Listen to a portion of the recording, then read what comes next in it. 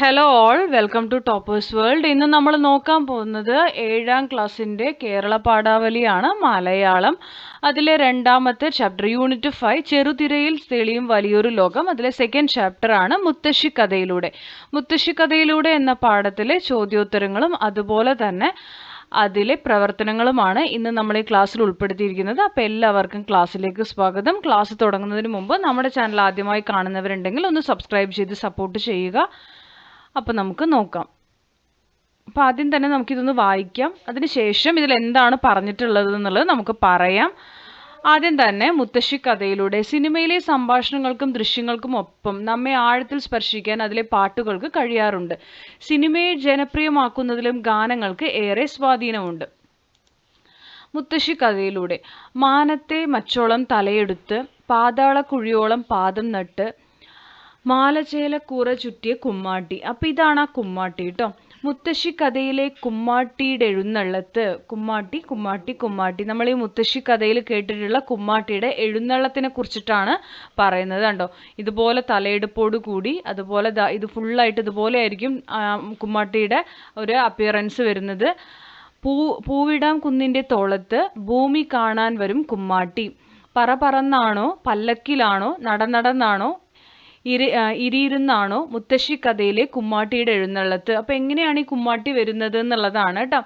ഭൂമി കാണാനാണ് കുമ്മാട്ടി വരുന്നത്. പറന്നാണോ അതോ പല്ലക്കിലാണോ നടന്നാണോ, എങ്ങനെയാണ് കുമ്മാട്ടിയുടെ എഴുന്നള്ളത്ത് എന്നാണ് പറയുന്നത്. ഒറ്റക്കാതിൽ സൂര്യനെ ഞാത്തി മറ്റേ കാതോ വെറുതെ ഞാത്തി 1000 അണിയൻ തുറികണ്ണ് കാടും മേടും കുത്തിമറിക്കാൻ ആടിവേട കോമ്പല്. അതായത് ആ ഒരു കുമ്മാട്ടിയുടെ രൂപമാണ് കേട്ടോ പറയുന്നത്, കോമ്പല്.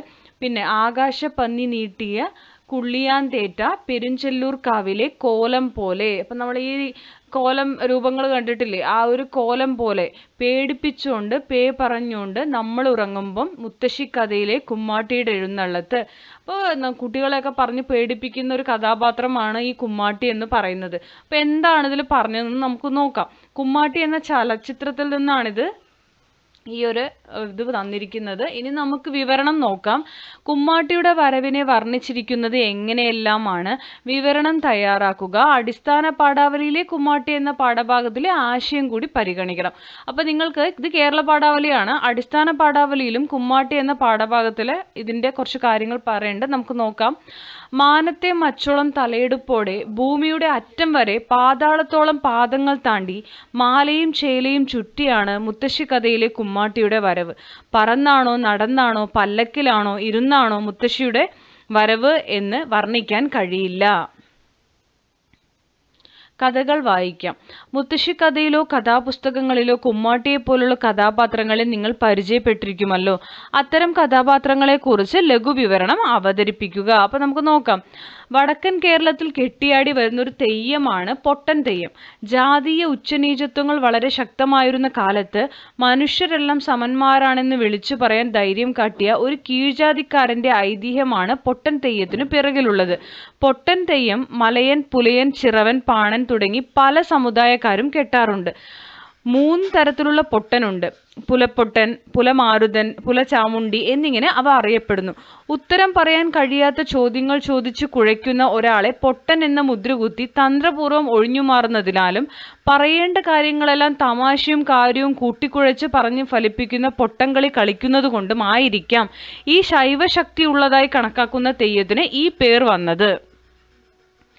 ഇനി നിങ്ങളോട് പറഞ്ഞിട്ടുള്ളതാണ് ഒരു ഗാനമേള സംഘടിപ്പിക്കാൻ കേട്ടോ. ഈ കഥാരൂപത്തിലുള്ള ഒരു പാട്ടാണ് നിങ്ങൾ പരിചയപ്പെട്ടത്. ഇതുപോലെ വ്യത്യസ്ത ജീവിത സന്ദർഭങ്ങൾ ആവിഷ്കരിക്കുന്ന ചലച്ചിത്ര ഗാനങ്ങൾ മലയാള സിനിമയിലുണ്ട്. നിങ്ങൾക്ക് ഏറ്റവും ഇഷ്ടമുള്ള ചലച്ചിത്ര ഗാനങ്ങൾ പട്ടികപ്പെടുത്തുക. ഈ ഗാനശേഖരം ഉപയോഗിച്ച് ഗാനമേള ഒരുക്കുക. ഇത് നിങ്ങൾക്ക് ചെയ്യാനുള്ളതാണ്, നമുക്കിതിൽ ചെയ്യാൻ പറ്റില്ല. അപ്പോൾ ഗാനമേളയൊക്കെ നിങ്ങൾ സംഘടിപ്പിച്ച് കൊള്ളുക. നെക്സ്റ്റ്, പട്ടികപ്പെടുത്താം. ചലച്ചിത്രത്തെ അറിവിനും വിനോദത്തിനുമായി നാം ഉപയോഗിക്കുന്നു. ഇതുപോലെ മറ്റെന്തെല്ലാം ദൃശ്യമാധ്യമങ്ങളാണ് ഇക്കാലത്ത് ഉപയോഗിച്ചു വരുന്നത്.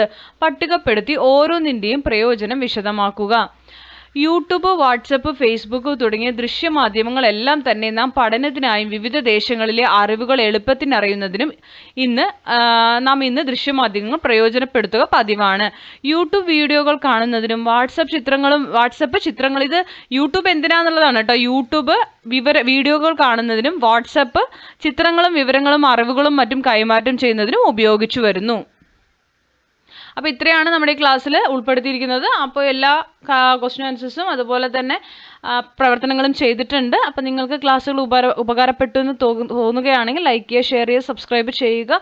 അതുപോലെ തന്നെ നമ്മൾ ഈ യൂണിറ്റിൻ്റെ എല്ലാ ക്ലാസ്സുകളും കംപ്ലീറ്റ് ചെയ്യുന്നതായിരിക്കും. ഇനി നമുക്ക് ഒരു ചാപ്റ്റർ കൂടിയേ ഉള്ളൂ. അത് നമ്മുടെ ചാനലിൽ അതും അവൈലബിൾ ആയിരിക്കും. അപ്പോൾ തുടർന്ന് വാച്ച് ചെയ്യുക, നിങ്ങളുടെ കമൻറ്റുകൾ അറിയിക്കുക. Thank you for watching.